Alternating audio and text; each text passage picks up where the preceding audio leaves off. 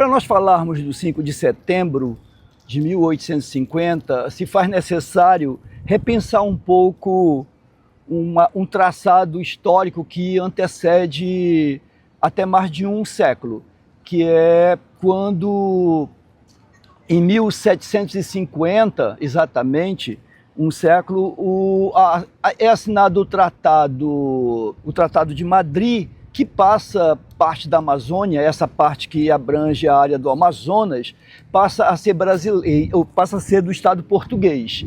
E no ano seguinte, 1751, o governo português, que tinham dois estados, o Brasil e o Grão-Pará, talvez pela nova condição de ampliação dessa área mais ocidental, ele desloca a capital do Grão-Pará, que ficava no Maranhão, em São Luís, para Belém do Pará. E a partir dali, eles também vão começar a reconstituir as capitanias. Aí é constituído 3 capitanias e uma delas é a capitania do Rio Negro. E essa capitania do Rio Negro é essa que abrange a nossa área, basicamente. E o que nós vamos ter, isso aí, em 1755, a capitania do Rio Negro já instalada, e a capital era Barcelos. E acontece que em 1791, o governador Lobo da Almada, ele decidiu transferir para Manaus a capital da capitania. E depois é punido e voltam atrás, e no final das contas volta para Barcelos, e por algum tempo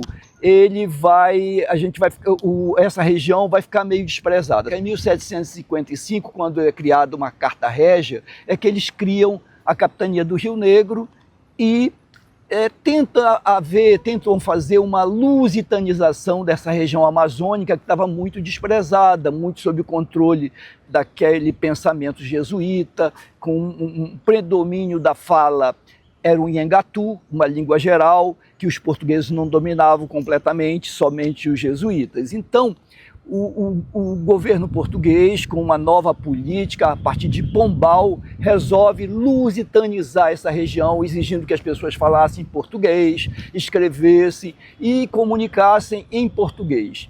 E é nesse momento também que eles vão estabelecer, criar pequenos povoados, trazendo indígenas de diferentes regiões, fazendo com que eles se instalassem nos povoados, meio que obrigados, davam algumas ferramentas, uma estrutura de morada, para que ali constituíssem os centros ocupacionais da região. E Manaus, nesse momento, Manaus, que era o lugar da Barra, Vila da Barra, era um lugar insignificante, como muitos autores que passam naquele momento vão dizer do lugar.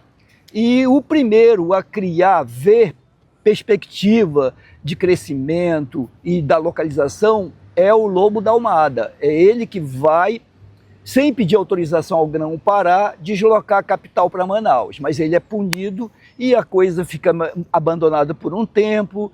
Em 23, talvez até como uma punição, como a população começou a encarar isso em 23, que talvez por uma punição, em vez de ser promovido a região, ser promovida a província, foi promovida a comarca, que era um nível mais baixo. E ali nós vamos ter deve ter um desenvolvimento político, mas tudo regido pelo Grão-Pará, com a sua sede em Belém. Sempre nós temos que pensar que nós éramos no Grão-Pará também, só que nós estamos meio criando algumas dissidências. Quando o Lobo da Almada se instala, cria um grupo de pessoas que querem fazer desse lugar, dar uma autonomia. Então começa talvez circular mais a ideia da autonomia. E em seguida, na década seguinte, 1835, é que tem o movimento nativista, cabanagem. Então a cabanagem é também um elemento importantíssimo na luta contra os portugueses. O Brasil já estava independente, mas havia um predomínio geral com as populações nativas, reivindicando maiores direitos, melhores condições, e essa população foi bastante reduzida nesse período, que durou até 1940, quando finalmente cessa o movimento.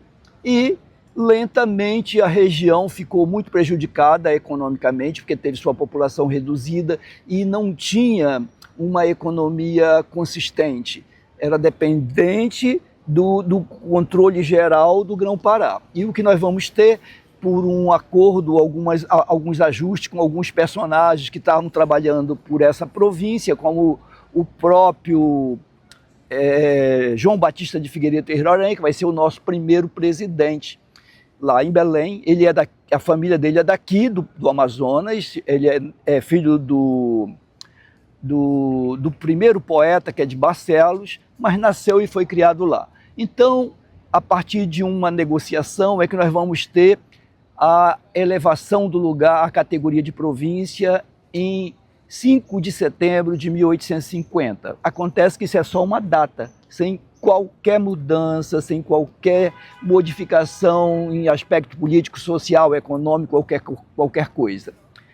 A instalação da província só vai acontecer no dia 1º de janeiro de 1852, quando o João Batista, que já tinha chegado no final de 51, se instalou e as condições da cidade eram muito precárias. Não tinha mais nem o palácio que foi construído pelo Lobo da Almada, não tinha uma residência própria do governo que pudesse ser ocupado. O governo teve que alugar um imóvel para funcionar como palácio. E a própria igreja, a matriz, havia queimado em 1850. Então não tinha a igreja matriz, só tinha a igreja dos remédios, uma população muito pobre, um lugar descrito como muito precário, muito limitado culturalmente, porque eram as condições que eles enfrentavam, que eles tinham, a questão da leitura, falta de escola, não tinha médico, não tinha engenheiro. Então havia uma precariedade muito grande que vai começar a ter uma suave mudança, não por causa da condição de ser a província, mas porque começam a usufruir de alguma coisa da exploração da borracha, que vai vindo lentamente, mas vai levar quase 3 décadas, eu diria, porque é só na década de 1880 é que a região começa a prosperar, digamos, no sentido de ter obras públicas, com alguns melhoramentos, algumas construções, e já tinha a sua igreja matriz. Então, aí é que nós vamos ter mais um elemento novo que vai trazer talvez um pouco dessa autonomia, que é a República, em 1889. Então, com a República, o Estado ganha uma certa autonomia pela nova Constituição de 1891, e é a partir dali que o Estado do Amazonas, quer dizer, que é só naquele momento que se torna Estado do Amazonas, começa a ter liberdade para fazer, para gastar, ou se endividar, ou escolher os seus caminhos, que de certa forma escolheu equivocadamente alguns compromissos. Tanto que quando nós perdemos o comércio da borracha, o predomínio, e nós ficamos com muitas dívidas, já terminando a primeira década do século XX. Mas aí sim é uma outra história, que vai ser uma história de declínio, que começa em 1913 e vai até 67 com a instalação da Zona Franca. Mas essa autonomia é uma questão delicada, porque é questionável ainda hoje, sempre, porque sendo uma província do extremo norte, o norte como um todo não se articulou e não se reivindicou, não se impôs perante as mais tradicionais, como do Sudeste e do Sul, que tinha uma longa tradição e uma organização entre eles. E o que acontecia no Norte é que só havia o estado do Amazonas e Pará. Esses outros novos estados vão surgir a partir da década de 60, como Acre, Rondônia, Roraima. Então, esses dois estados se confrontavam na disputa, ainda que o Amazonas tivesse saído do Pará, mas havia sempre uma tendência de puxar os benefícios para o Pará. E havia, então, uma rixa, que é isso que, de certa forma, vai criar um barrismo entre Amazonas e Pará, que vem disso. Mas o Amazonas é filho do Grão-Pará. é o mesmo início. E então nós temos esse desenvolvimento esse novo desenvolvimento a partir da Zona Franca, que é também bastante questionável, que é artificial. Então continuamos ainda, eu diria, com dificuldades para definir uma economia que valorize as questões regionais, com a manutenção da água e do verde e das populações. E há sempre uma questão da educação, que é algo que seria fundamental, mas esse é um problema abrangente para todo o país. Nós precisamos de uma outra educação e talvez assim nós tivéssemos finalmente uma autonomia, porque eu ainda continuo esperando essa autonomia.